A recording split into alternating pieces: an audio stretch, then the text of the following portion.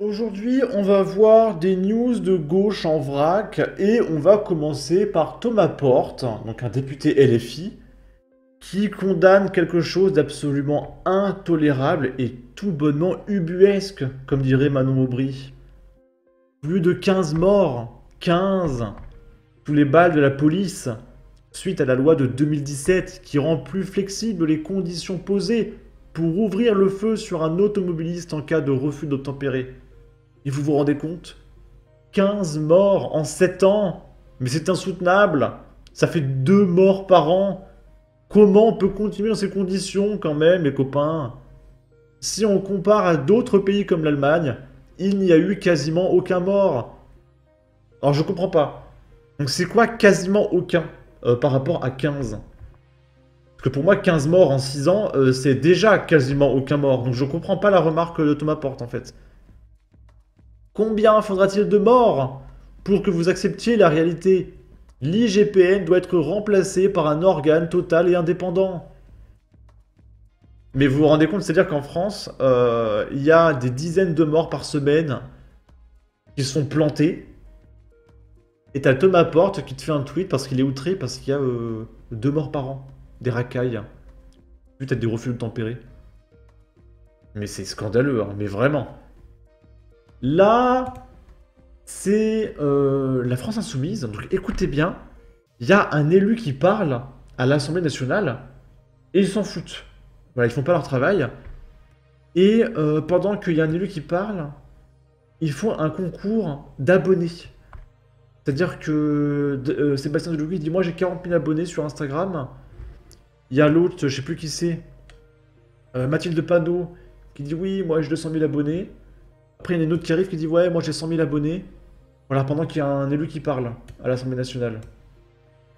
Mathilde Panot est en train de me dire que comme j'ai que 40 000 abonnés, je suis un petit joueur, parce que madame a... Combien d'abonnés tu as? Quoi? J'ai pas entendu ce que tu dis. Combien d'abonnés tu as? Sur TikTok? Non, sur Insta. À 226 000. 226 000. Moi, comme j'ai que 40 000 Marseillaises et Pendant Marseillais, pendant les Jeux Olympiques, tu es où? ben, je vais ramer pendant les Jeux Olympiques. Et toi? Mathilde Voilà, et puis pendant ce temps, peut-être que la voix qu'on entend derrière discute, raconte, explique une loi qui vise à améliorer la situation du pays et la vie des Français. On sait pas. Et pour l'instant, voilà, il faut un concours d'abonnés sur TikTok et Instagram. C'est génial. Là, c'est F de souche, donc qui partage ce qui se passe avec Instagram. Donc là où Elon Musk est ouvertement de droite, il y a Mark Zuckerberg qui est ouvertement de gauche et qui bannit à vue tous les comptes de droite. Mais juste parce que t'es de droite. Il n'y a pas eu de propos choquants, quoi. T'es de droite, t'es banni. Pour droitisme.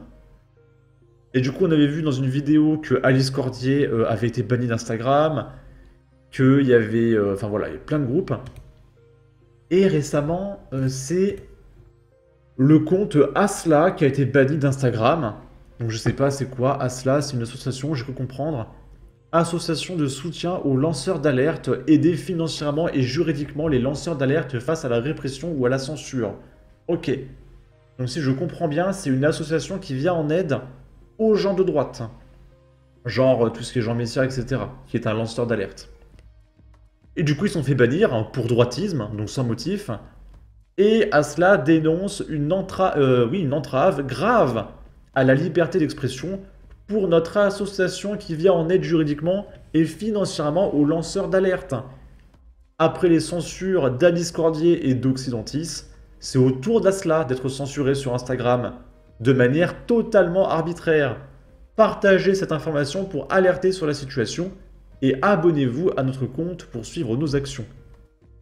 Et dites-vous bien que si Elon Musk se mettait à bannir sans motif tout ce qui est, je sais pas, député LFI, BFM TV, etc. Mais je peux vous dire que Elon Musk se fait incendier sur le champ et que Twitter ferme immédiatement. Mais par contre, quand ce sont des plateformes de gauche qui bannissent à vue massivement tous les comptes connus de droite, là, il n'y a pas un mot. Là, il n'y a pas de liberté d'expression, de censure ou quoi. C'est terrifiant, le niveau de propagande est stalinien. Je sais pas si vous réalisez.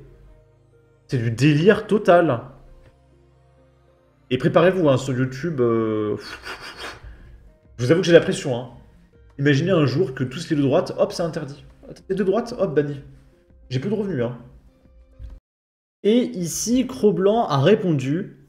Les gens au fait qu'on est des sous-hommes, des sous-merdes, des sous-citoyens qui n'avons aucun droit, même pas le droit de poster sur les réseaux sociaux, passer en mode offensif et les attaquer pour discrimination, parce que je veux dire, c'est censure, c'est bannissement sur la base d'idées politiques.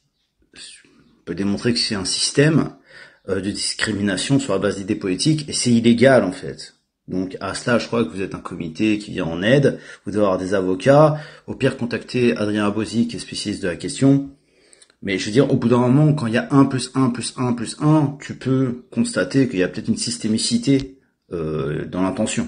Là, c'est les gauchistes qui partagent massivement des photos de Jordan Bardella qui ont fuité de son enfance pour montrer que il est pas sérieux et qu'il est débile.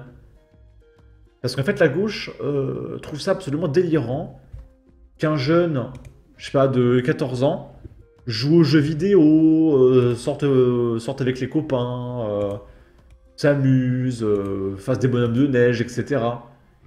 Là, il y a une vidéo, c'est Jordan Bardella, vers 14 ans, qui joue avec la neige. Il fait des batailles de boules de neige. Si tu veux, la gauche en est réduite à ça pour humilier Jordan Bardella. Parce qu'ils ont rien sur lui. Non mais c'est lamentable. Et il y a un mec qui répond « Les gauchias se sont surpris d'apprendre que Jordan Bardella joue aux jeux vidéo, joue avec la neige, se lave, se mouche, disent bonjour à la dame, sait faire ses lacets et respire du dioxygène. Bientôt, ils seront surpris qu'il existe. » Non mais c'est du délire. C'est tout bonnement du délire. Ok. Et là, le mec, il disait « Jordan Bardella quand il était petit, smiley rire. » Et il y a un mec qui répond « Et alors, on aimerait bien voir à quoi tu ressemblais quand tu avais 16 ans. Il y en a, ils ont vraiment rien à faire de leur journée pour aller chercher ces photos. Avant de vanner, apprends à écrire. Il savait déjà écrire, lui. » Mais j'avoue que quand KN... Non mais sans déconner, quoi. C'est ça, les gauchistes, en fait. Mais c'est lamentable, hein, c'est insupportable. Et on va terminer avec quelque chose de tout bonnement lunaire. Donc c'est-à-dire que la propagande LGBT est telle que les news qu'il y a dans les médias, c'est ça. Je peux pas le décrire, c'est trop bizarre. Donc je mets le filtre anti-droit d'auteur et écoutez bien, c'est quoi? Les informations qui passent à la télévision payées par vos impôts. Je vous le disais en titre, il était devenu un symbole de la communauté LGTBQ+. L'aquarium de Sydney a annoncé... Alors le mec il dit LGTBQ+. C'est-à-dire que le mec en a tellement rien à péter en plus qu'il sait même pas dire LGBT. Mais vas-y, c'est pas grave. LGTBQ+, l'aquarium de Sydney a annoncé avoir perdu l'un de ses plus célèbres animaux. Sven était un manchot papou. L'animal qui allait fêter ses 12 ans était devenu célèbre en 2018 après avoir couvé et élevé des poussins avec un congénère du même sexe prénommé Magic. Écoutez bien son histoire, Paul. Et du coup, là, il y avait écrit « triste, gay ». Parce qu'en fait, c'est un manchot homo. Voilà, c'est un manchot de la communauté LGBTQ+, qui nous a quittés, voilà. Parce que, y a des gens qui ont décrété que ce manchot était LGBTQ+. Il formait le couple de manchots le plus célèbre du monde. Mais après...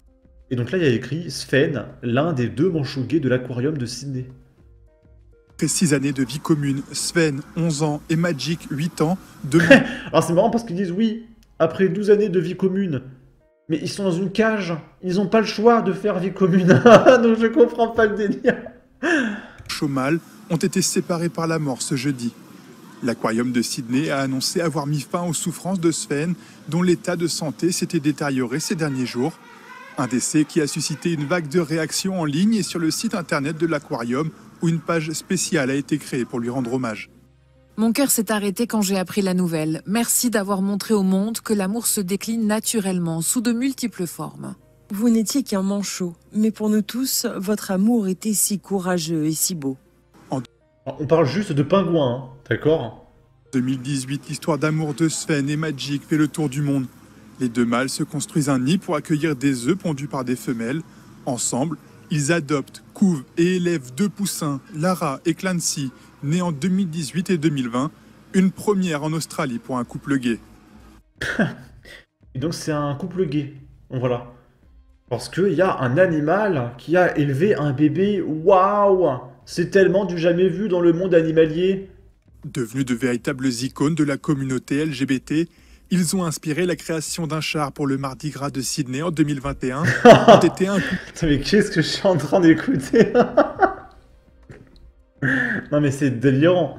C'est délirant. C'est-à-dire qu'il y en a qui ont besoin de mettre en avant des pingouins pour se sentir représentés. Et du coup, bah, ce pingouin qui ne parle pas, hein, ce manchot qui ne parle pas, on lui attribue la qualité de LGBTQ+, parce que c'est un animal qui élève un bébé. D'accord.